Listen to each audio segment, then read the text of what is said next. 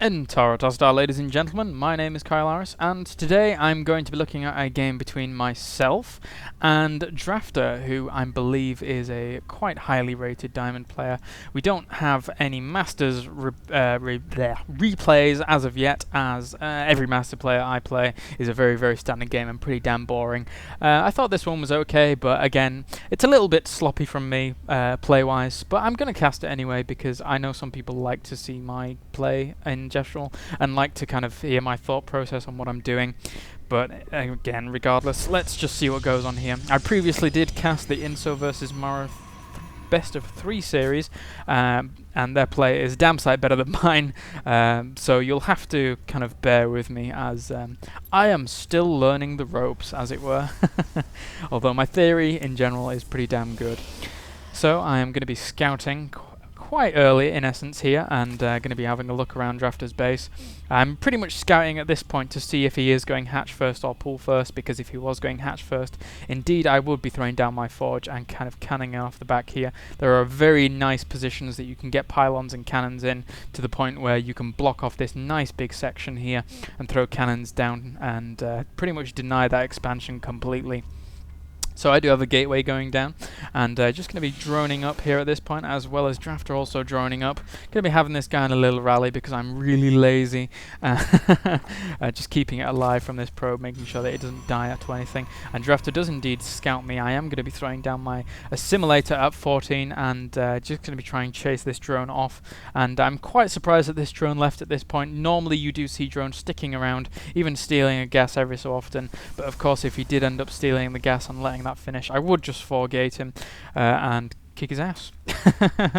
I normally don't like 4-gate, but if a Zerg is going to steal my gas, then I'll just do it, because it really kind of is detrimental to the kind of 3-gate expand, since you can't get enough gas out to be able to do it in a quick fashion. So anyway, we'll see what goes on in this game. That spawning pool is almost done now, and I'm going to be sending my probe over here to try and deny any kind of expansion that he does throw down. Although that being said, Dafterr at this point isn't going to be committing to an expansion just yet, and initially, when I watched this replay back, this is the big downside to Dafterr's play in this game. He commits quite a lot to early Zerglings, and for those of you who are Zerg players, you know fully well that does entail the fact that you cannot get as many drones out as you would normally like to. And if I was in Dafterr's position at this point, I would only really be getting 2 Zerglings. He doesn't know that any early pressure is coming on, so there's no reason to get these 6 Zerglings out this early. I must admit, he could have kind of got a few less Zerglings out and indeed had more drones. So this hatchery is going down, and in my base we do have my second assimilator going down, as well as a second gateway. I have started sentry production, and I'm just going to be going for a normal 3-gate expand, as that is pretty much my standard versus Zerg.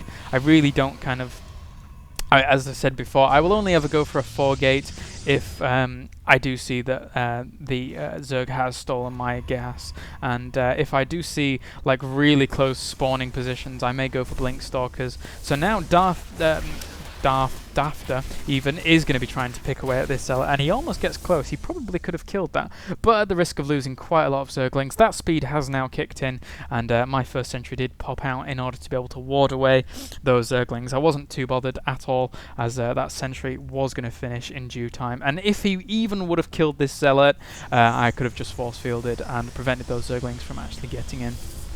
But I'm pretty sure at this point Dafterr does know exactly what I'm doing. He does know that there is kind of a 3-gate expand going on.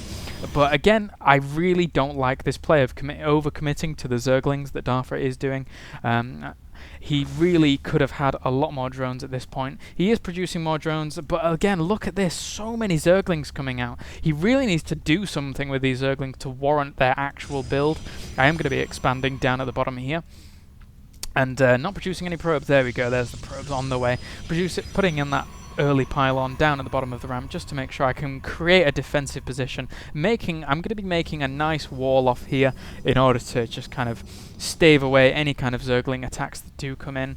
But at this point, Dafterr really kind of overcommitting, I think, to defense a lot. It seems to me like Dafterr even is one of the Zergs who is really scared of 4-gate, so overcommits to this defensive build before 4-gate actually even occurs. He has seen my natural now going down, so I wouldn't be surprised at all if he'd have actually cancelled these spine crawlers when he did see that natural going down. It's only kind of obvious to a certain degree that there wouldn't be any kind of huge push coming in right now from a Protoss player. Maybe a poke with a few units, as we saw in one of Inso versus Morrow's games, if you watch that series. But ultimately, I am going to be throwing that forge down as well as another pylon, and just, as I said before, creating a wall there in order to create just a really nice defensive position. So that expansion has finished. Going to be transferring a few drones from there. Quite a bit of chrono boost saved up there. I really should do a little bit better chrono boosting, but I don't have enough minerals really to be able to actually spend any of that chrono boost, so it is kind of apt that there is quite a bit being saved up. And at this point, Dafterr going for Feymi's Carapace, so he's going to have a few speedy overlords on the way, as well as Glial Reconstitution. So going to be committing to quite a lot of roaches. But again, I really don't understand why he has so many units coming out. Look at all these idle Zerglings that are down.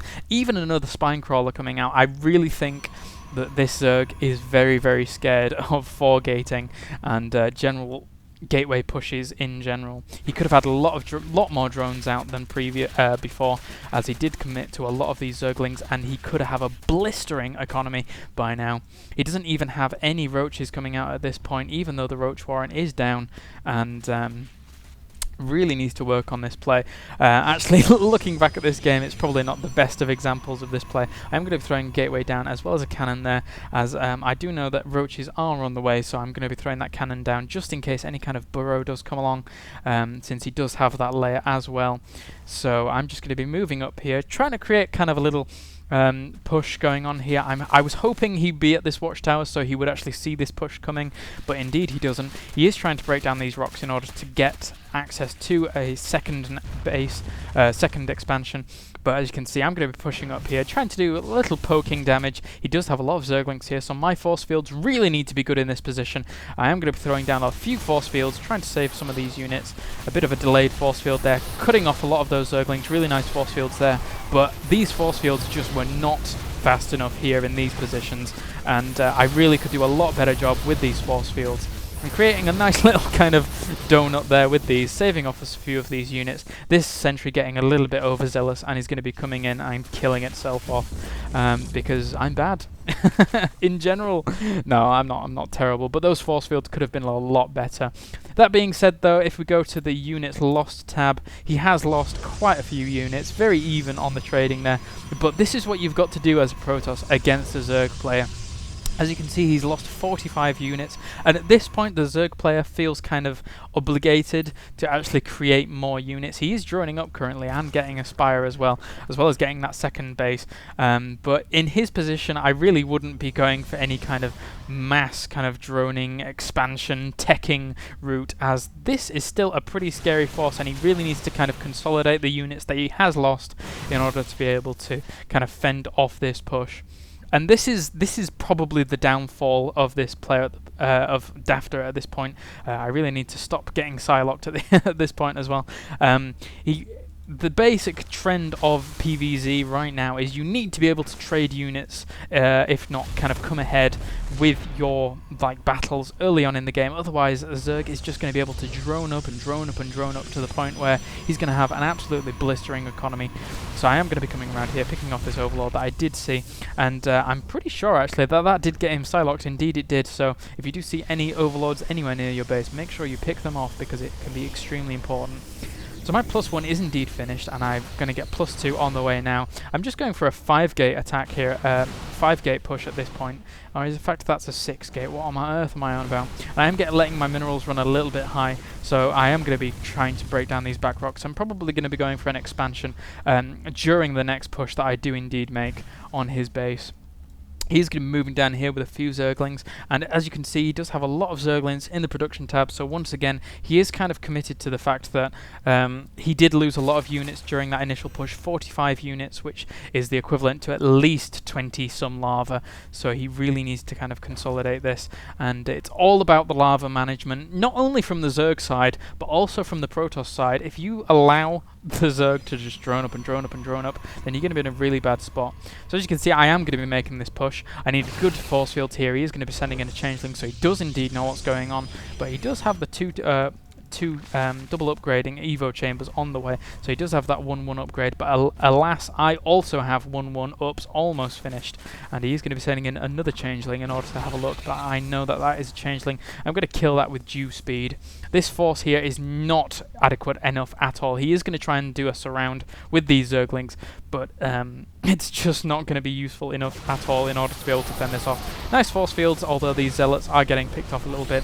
I only have these guys in one hotkey. That is a really detrimental feeling at this point, and he is running around with these Zerglings and getting quite a nice surround. Not too bad of force fields there, but they were a tad delayed, but at the same time these Stalkers are going to be able to wreak havoc on these roaches, warping in more Stalkers here in the back, and going to be continuing this push. And at this point I'm pretty sure that I've got him on the back foot, and I'm not bothering with any macro at home when it comes to expanding or anything, so I'm quite happy with the position here. Throwing down more pylons. I was throwing down this pylon here just in case I needed to warp onto the high ground in case he didn't GG in due time, but I'm pretty sure at this point that I do have this game won, and he does have 2-2 on the way as well as 16 Zerglings, but it's pretty much game there, and he does leave without a GG, although obviously this is quite frustrating to a Zerg player anyway. So anyway, regardless, thank you very much for watching this, guys. I hope you found this useful in the slightest. Basically the fundamental point that I was wanting to point out here was that early attack with those units after I did have my second base up, and making sure you keep the Zerg on his toes. So thank you very much for watching, guys, and if you haven't subscribed, please do, and I will see you guys next time.